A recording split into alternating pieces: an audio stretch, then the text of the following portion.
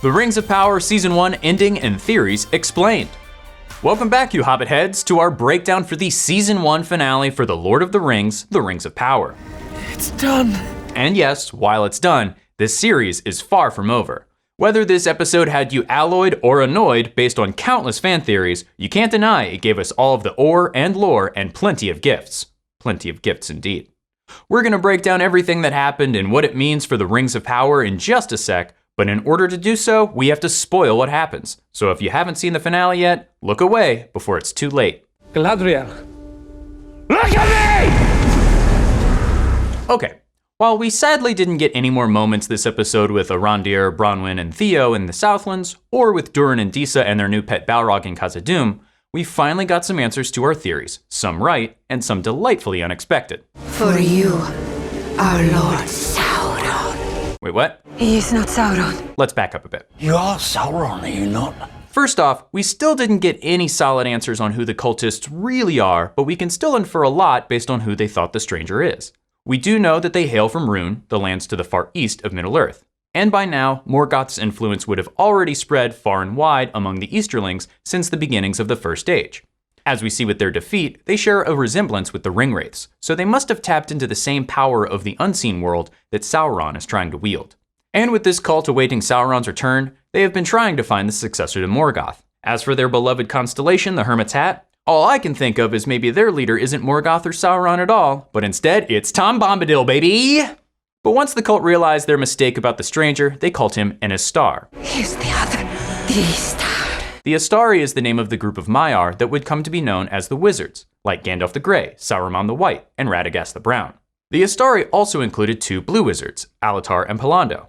All that's really known about the Blue Wizards at this point is that they eventually traveled to the far east to prevent the races of men from falling under Sauron's influence. Saruman the White would also join them at some point later on too. But does this cult using the term Istar mean that they have come in contact with Alatar and Palando already?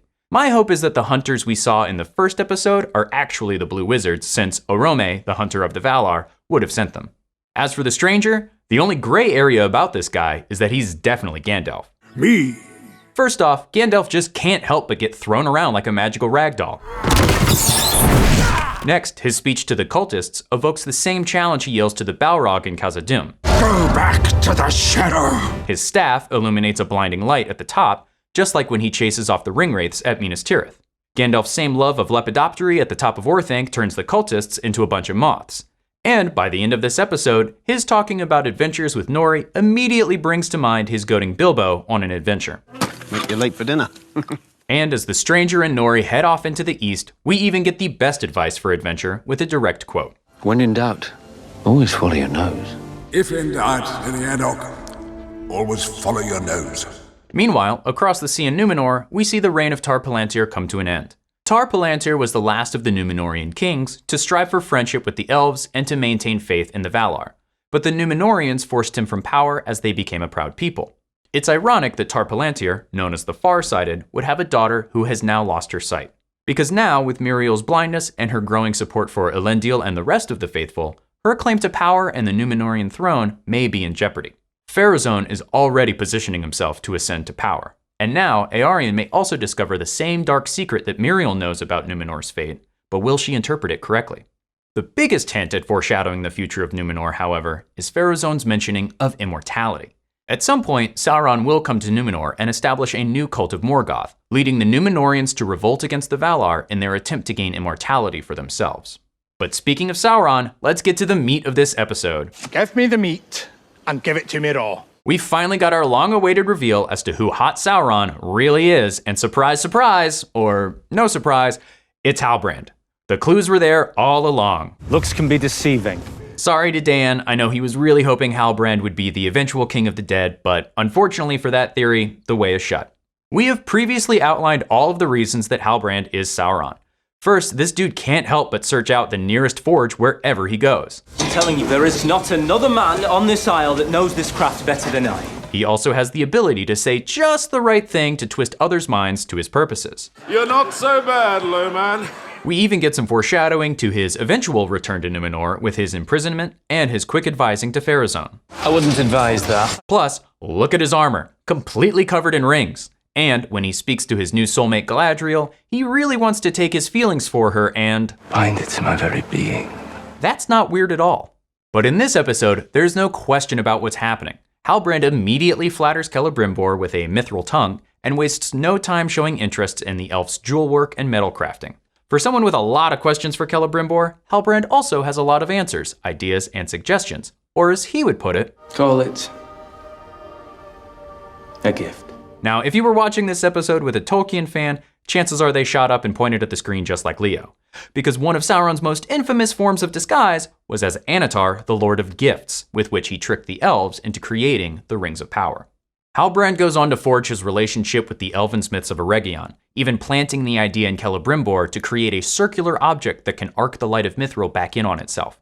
He develops the idea that one object won't be strong enough to harness the power needed to save the elves, but it will take two, and as we eventually see, three.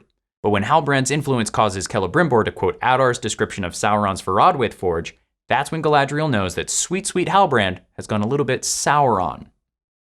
I said, as Galadriel discovers the horrifying truth that her search for Sauron only helped further his goals, we finally get insight into the dark history of Sauron's inner conflict. Remember, Sauron was originally a Maya that followed Aule, the mastersmith of the Valar, but Sauron fell to the twisted leadership of Morgoth.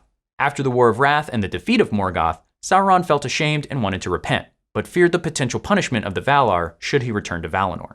Sauron strived to create a world of peace and order, and as a Maya of Aule, he longed to forge and create new things. But like all tyrants, his vision of a perfect world was twisted by his own power, pride, and desire to dominate. He believes that he has found his equal in Galadriel, who, even from an early age, had wanted to rule a realm of her own. But as Sauron attempts to appeal to her visions of power, he says what we will later hear Galadriel tell Frodo as she faces her ultimate test against evil and corruption. But my favorite addition to Tolkien's lore is the dark secret that Galadriel must keep to save her people. Expose Sauron for who he really is, or keep his purposes a secret so that Celebrimbor can continue forging salvation for the elves. You needn't lie to them. Simply let the work proceed. After Elrond goes full CSI Middle-earth and also discovers the lies about Halbrand's lineage, he too understands the implications of withholding this dark information. Galadriel and Elrond will have more than just rings to bind their fates together, as they must hold onto this terrible secret for the safety of Middle-earth. Because Celebrimbor and the elves will complete the elven rings of power on their own, these rings will remain somewhat hidden from Sauron's control, unlike the other rings for dwarves and men. But as Celebrimbor finishes forging the rings, we get a flash of the Eye of Sauron as the mithril melts away, signaling that Sauron still has a connection to their power. We see Vilya, the Ring of Air, which will pass from Celebrimbor to Gil-galad and finally to Elrond. We also have Narya, the Ring of Fire, which Gil-galad will give to Círdan the Shipwright, who will then pass it on to Gandalf in the Third Age. And lastly, we have Nenya, the Ring of Water, which will belong to Galadriel. While we were hoping her brother Finrod would have something to do with the creation of Mithril, therefore reuniting some of his light with Galadriel in her Mithril Ring, it's still poetic for Galadriel to have to sacrifice Finrod's dagger as she grows past the darkness inside her. And finally, we transition from the Elven Rings of Power to the fleshy Eye of Sauron as we see Sauron has fast-traveled back home to the Southlands. Turns out after all of his interest in Mithril, the ore he really wanted was Mordor. Sorry. But as Sauron marches towards the erupting Orodruin, we still have some questions about what may happen at the beginning of the next season of the Rings of Power. We know that Sauron still needs to devise his plans to forge the 7 rings for the Dwarf Lords and the 9 rings for Kings of Men.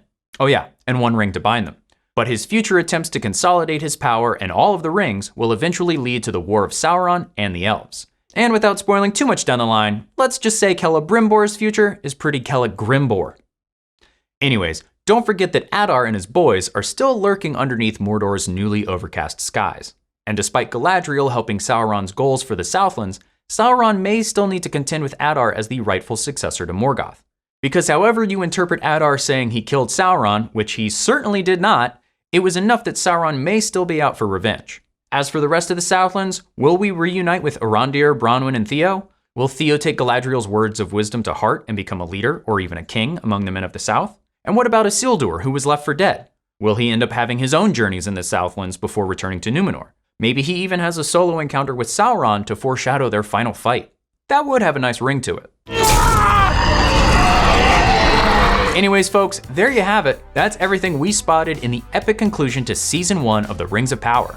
We'll be wandering and wondering about plenty of theories while we impatiently wait for season 2. But tell us, what did you think of the finale? What did you think of this season overall? And where do you think season 2 will take us? Always follow your nose. Let us know in the comments below, and for the latest and greatest in Middle-earth and pop culture, stay tuned to Nerdist.com.